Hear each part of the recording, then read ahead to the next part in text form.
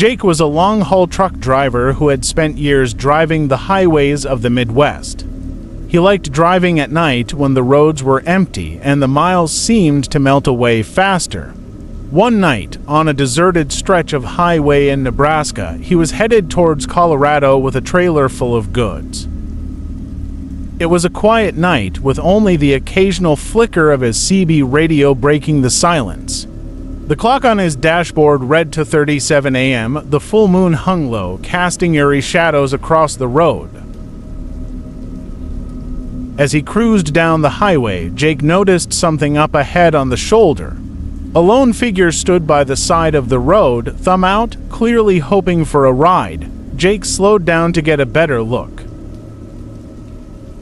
It was a young woman, no older than her mid-20s, wearing jeans and a jacket, her long hair blowing in the wind. She seemed out of place, especially at this time of night, in the middle of nowhere. Feeling a twinge of sympathy, Jake pulled over. The woman walked briskly towards the truck and climbed up into the passenger seat. "Thanks for stopping," she said, her voice soft but tired. "I've been out here for hours." Jake nodded, keeping his eyes on the road as he pulled back onto the highway. "Where you headed?" he asked. She hesitated for a moment before replying, "Just down the road. There's a small town up ahead. You can drop me off there." They drove in silence for a while, the hum of the truck's engine the only sound in the cab. Something felt off, but Jake couldn't put his finger on it. The woman stared straight ahead, not saying much. Occasionally, she would glance out the window as if expecting to see something. Her presence made him uneasy, but he didn't want to seem rude. After about 30 minutes, Jake saw the lights of a small town in the distance. "This your stop?" he asked, pulling towards the off-ramp. The woman didn't respond. He glanced over and noticed that she was gone. The passenger seat was empty. His heart skipped a beat as he quickly pulled the truck over, frantically looking around the cab. There was no trace of her, no door slamming, no sound, just ... gone. Shaken, Jake pulled into a gas station at the edge of town, needing to clear his head. He walked inside and, after getting a coffee, mentioned the strange hitchhiker to the cashier. The old man behind the counter went pale. "You ain't the first one to see her," he said quietly. "That girl, she's been dead for nearly 10 years. Died in a car accident not far from here, right on the highway you came in on." Jake's stomach churned. He got back in his truck and retraced his route, hoping to find some logical explanation. But as he passed the stretch of road where he had picked her up, a chill ran down his spine. There, on the shoulder, was a small, faded cross, the kind people put up for roadside memorials. Jake never drove that route at night again.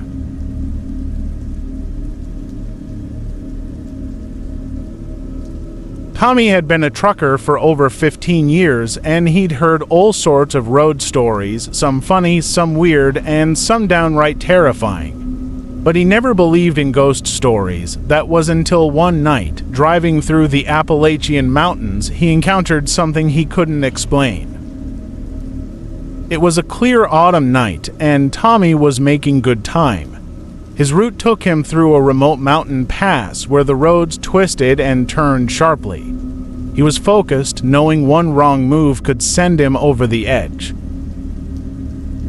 Around midnight, he spotted movement on the side of the road up ahead.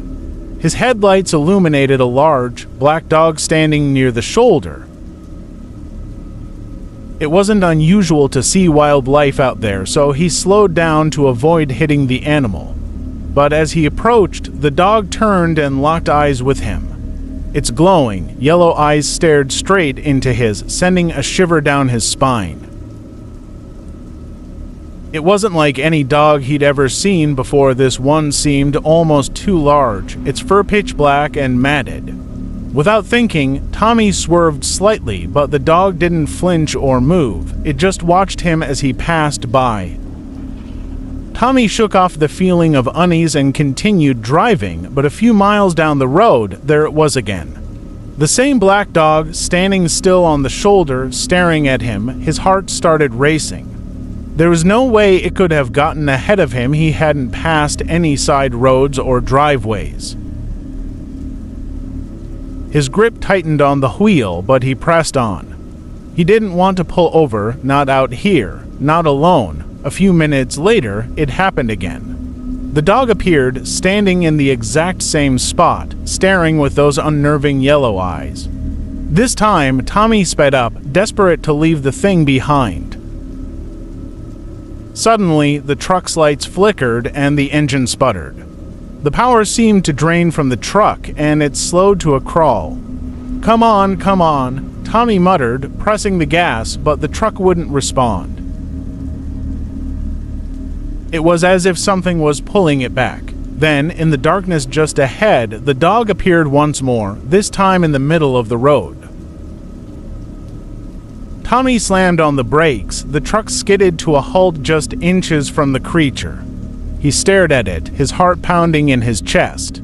The dog didn't move, it just stood there, as if waiting for something. Then, without a sound, it vanished. Not into the trees, not into the night. It just disappeared. The truck roared back to life. Tommy wasted no time, flooring it as fast as the rig would go.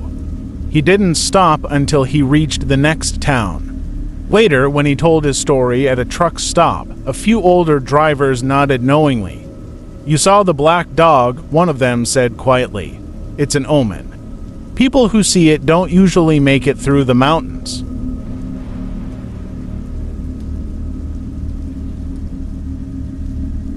Melissa had only been driving trucks for a few years, but she had already seen her fair share of strange things on the road. Most of the time, she shrugged them off.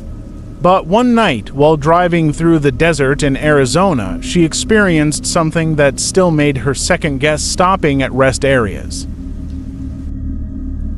It was late, probably close to 3 a.m., and Melissa had been driving for hours without seeing another vehicle. The desert stretched out endlessly in every direction, bathed in the dim glow of her headlights.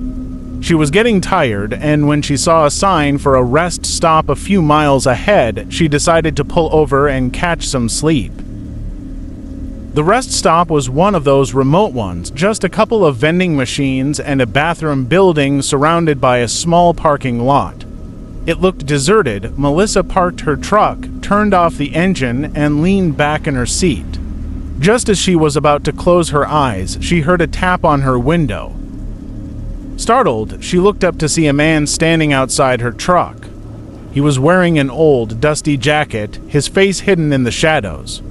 "Ma'am," he said, his voice muffled through the glass. "You shouldn't be here. It's not safe." His words sent a chill down her spine. She rolled the window down just a crack. "What do you mean?" she asked cautiously.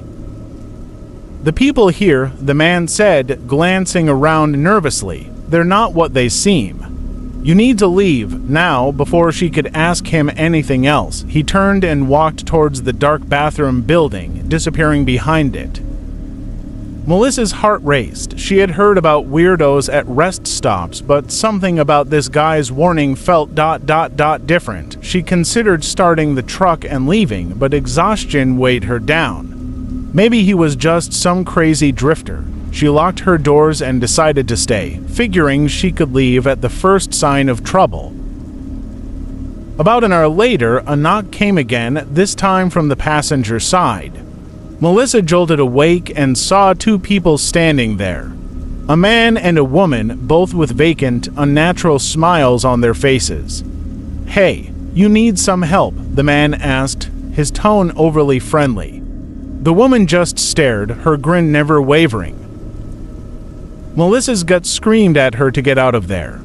She shook her head and started the engine, but the man stepped closer to the door.